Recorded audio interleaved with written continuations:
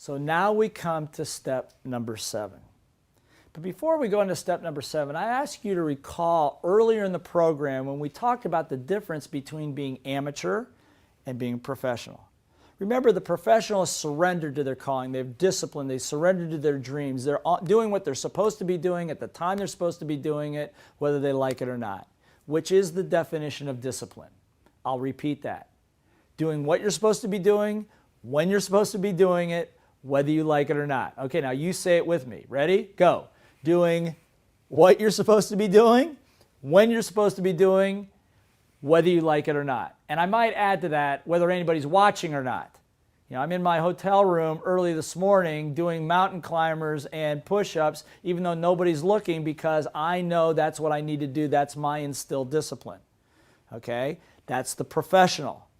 The amateur, however, never gets to their dream. Why? Because they're still burdened with the distractions, the addictions. I got texting and errands and the minutia and running around doing lots of things for lots of other people, but not doing the things they need to do to get on with their lives.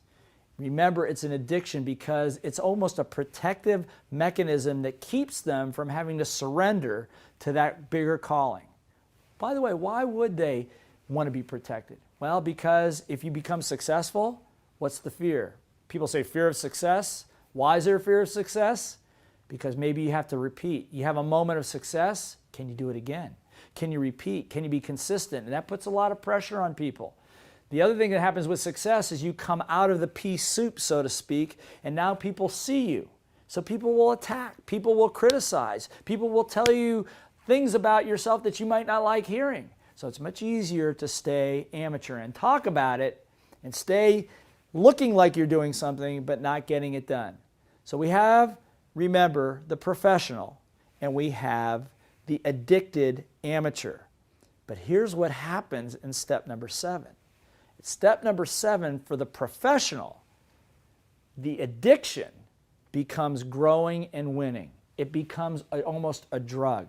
That what happens is the desire to grow, the desire to be big, because once you experience how big you can be. See, when I put people through a program where they'll sell $22,000 in 5 hours, or they sell a whole group of people in Italy did 3.6 million euro in sales in 4.5 days. Once they have that experience, it's not about the money anymore. It's just, this feels awesome. It is addicting. It is a drug. The reason those guys stay in the NFL or the NHL or Major League Baseball or whatever major league they're in, it's not so much about the money. It's about winning. It's about getting bigger all the time, learning more.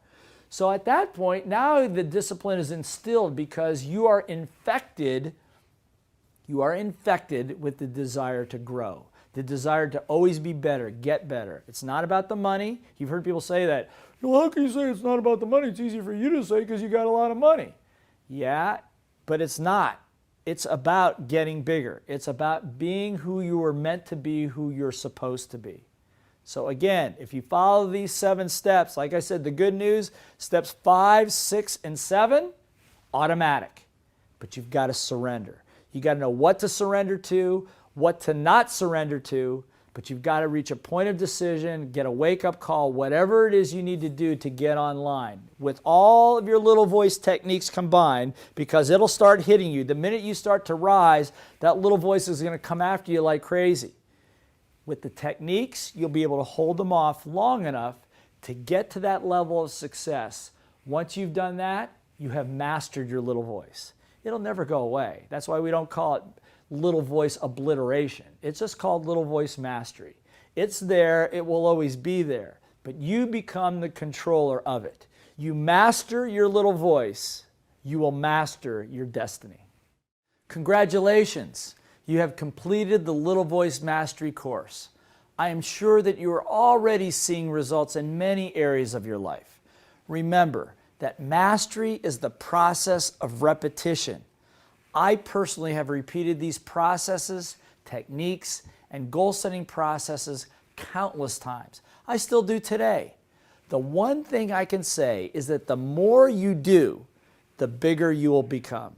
The more money, support, love, health, and happiness will flow to you. It has worked for me and for thousands of other people. You have worked long and hard to get here. You deserve to have what you want. You have everything it takes to be a champion. And when that little voice comes seeping back in, follow the processes and come back to this program for a tune-up. I recommend it at least once a quarter. But most of all, remember that you are awesome.